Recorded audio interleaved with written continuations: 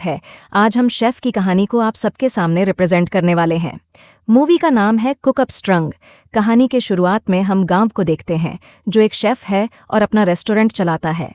वह काफ़ी अच्छा शेफ है और खाना बहुत ही ज़्यादा अच्छा बनाता है। इसी के साथ साथ वह रेस्टोरेंट को भी काफ़ी क्लीन रखता है। पर उसका शेफ बनने के पीछे भी एक कहानी है। गांव जब छोटा था तो उसके पिता उसे शेफ बनाना चाहते थे, पर गांव बच्चा था, इसलिए वह शेफ बनने से ज्यादा अपने पिता का प्यार चाहता था। पर उसके पिता बहुत बड़े शेफ बनना चाहते थे और उसका बाहर काफ़ी रेपुटेशन भी था, इसलिए वह अपने बेटे को भी अपने जैसा बनाना चाहता था। पर गांव उसके पापा जैसा बिल्कुल नहीं था, इसलिए उसके पापा उसे एक शेफ के पास छोड़कर चले जाते हैं और तब से लेकर आज तक गांव उसी शेफ के पास पला बड़ा है और एक बेहतरीन शेफ भी बन गया है। अपना रेस्टोरेंट भी चलाने लगा। दूसरी तरफ उसके पिता मास्टर शेफ बन गए थे।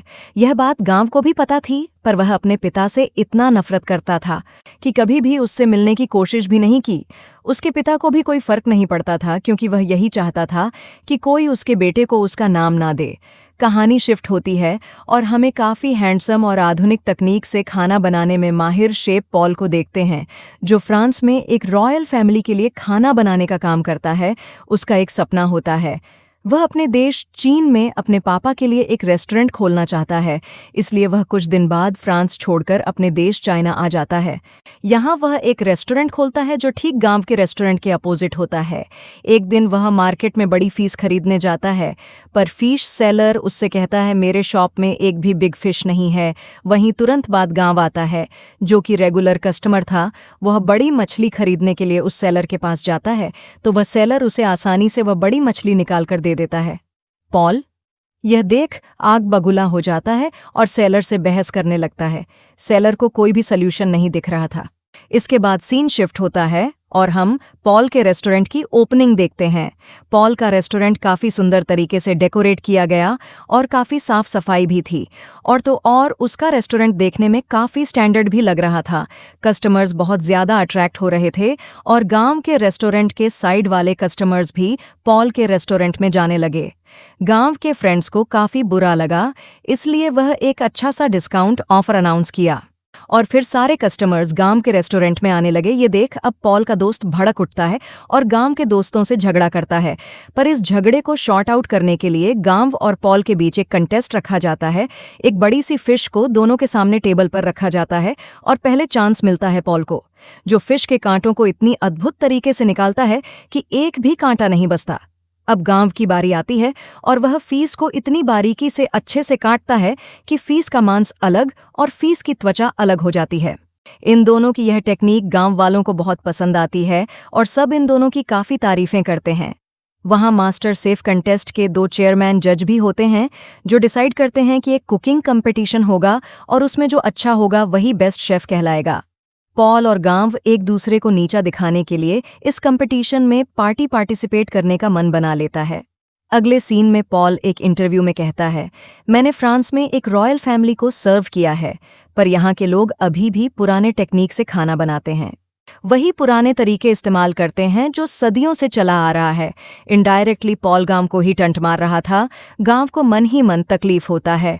यहाँ हमें ये जानने को मिलता है कि इसके पहले राउंड में जो भी जीतेगा उसे मौका मिलेगा गांव के पिताजी से मिलने का, जो बहुत बड़ा मास्टर शेफ है। अगले दिन पॉल फ्रेंड्स गांव और उसके दोस्तों को अपने रेस्टोरेंट खाने पर इनवाइट करता है। खाना सर्व करने पॉल की एक फीमेल फ्रेंड आती है। पॉल एक सिंपल सा डिश पकाया होता है, पर उसका स्वाद बिल्कुल डिफरेंट होता है। गांव डिश टेस्ट करने के बाद सीधे रसोई में जाता है जहां पॉल होता है। गांव इंटरव्यू का बात छेड़ता है। जब पॉल ने गांव को टंट मारा था, पॉल कहता है अगर तुम्हें इतना ही बुरा लगा है तो सामने कुछ मीट रखी है, इसे पहले तुम पकाओ फिर मैं पकाऊं और डिफरेंस बताऊंगा। गांव अपने तरीके से मीट पकाया है और काफ़ी डिलीशियस तरीके से रिप्रेजेंट भी करता है। पॉल उसी डिश को अपने अंदाज में नायाब और मॉडर्न तरीके से पकाया है और वह गांव से भी कम समय लेता है। गांव जब स्मेल करता है हमारे उस डिश को, तो उसको अपने और उसके डिश में कोई भी अंतर नहीं दिखता। फिर पॉल कहता है तुमने जिस हिसाब से बनाया वह थोड़ा लेदी था और मैंने उसी डिश को अपने तरीके से बनाया और वह भी तुमसे कम समय में। यह अंतर है।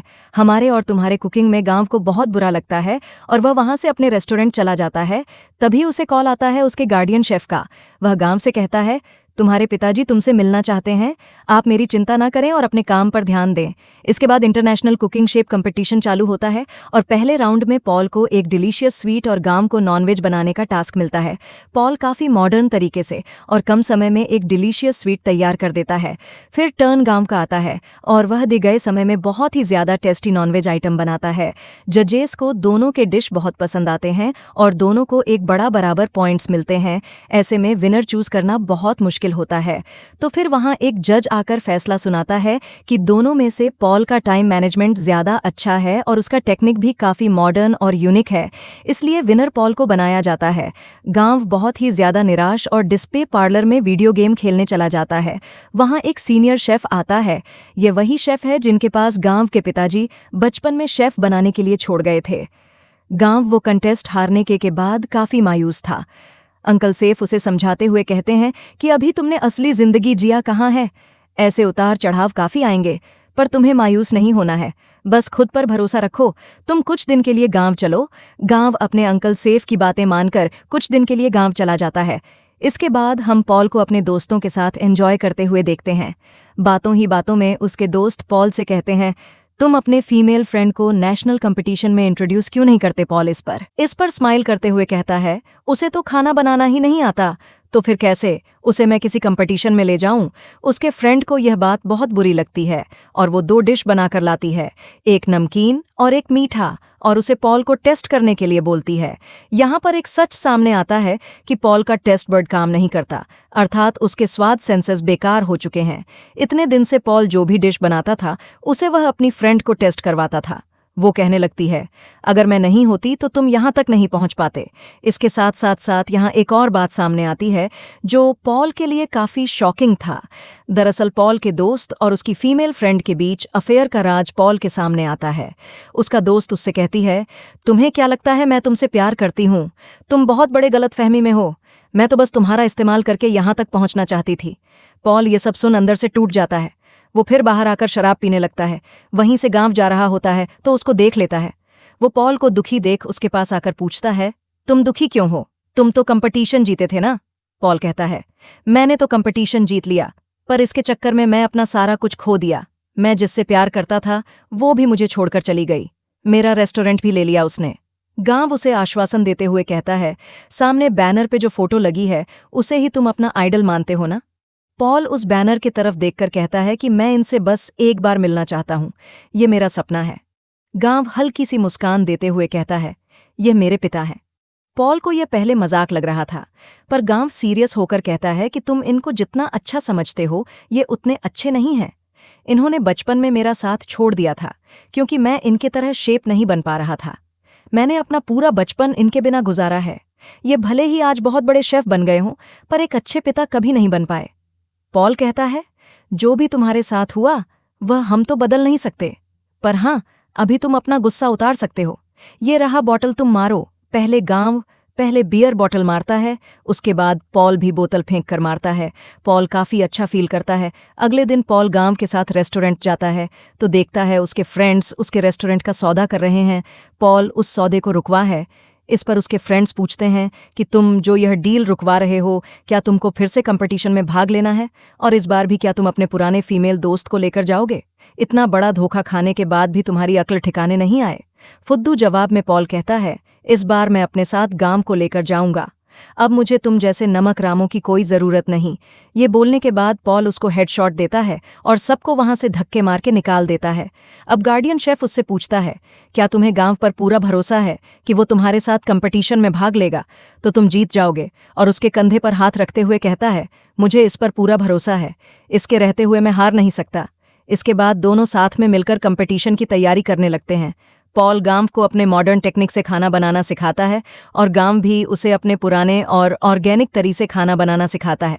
गांव पॉल को यह भी समझाता है कि उसके टेस्ट सेंसेस फिर से काम करने लगेंगे, बस उसके लिए उसे थोड़ा सब्र रखना होगा। गांव जो भी डिश बनाता पॉल को चेक करवाता ताकि उसे टेस्ट सेंसेस में सुधार आ सके। दोनों यह टाइम आपस में खूब एंजॉय करते हैं। देखते देखते कंपटीशन की शाम आती है और पॉल को एक स्वीट डिश बनाने के लिए बोला जाता है। पॉल और गांव मिलकर एक अच्छा सा स्वीट डिश बनाता है जो दिखने में बहुत सुंदर और डिलीशियस लगता है। ये डिश बहुत ही लिमिटेड टाइम में वो दोनों बना लेते हैं। जजेस को भी ये डिश काफ़ी पसंद आता है। ऐसा डिश जजेस ने आज तक कभी नहीं चखा था। इसी के साथ ये राउंड भी पॉल और गांव जीत जाता है। अब अनाउंस होता है लास्ट राउंड जो कुछ दिन बाद होने वाला है, और उस राउंड में पॉल का सामना गांव के डैड से होने वाला है। पर यहाँ कंडीशन ये है कि उस राउंड में सिर्फ एक ही बंदा भाग ले सकता है।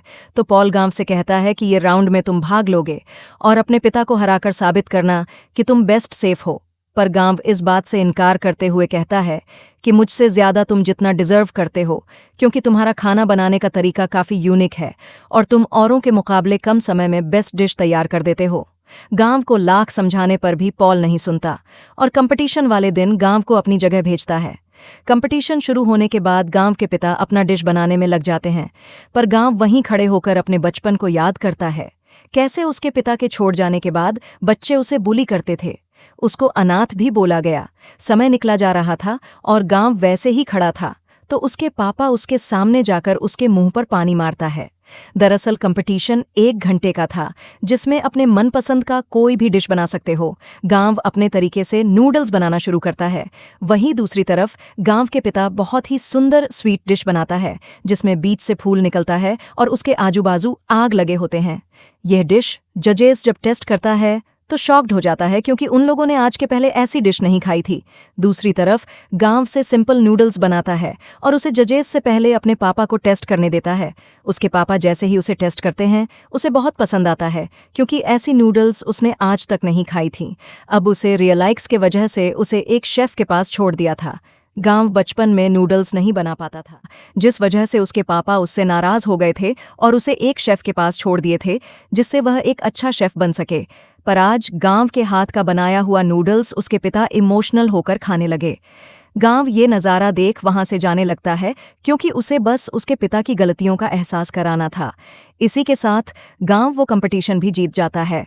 इसके बाद गांव और पॉल एक साथ मिलकर रेस्टोरेंट चलाने लगते हैं और काफ़ी मज़े से अपने जीवन को बिताते हैं। यहीं पे कहानी खत्म हो जाती है।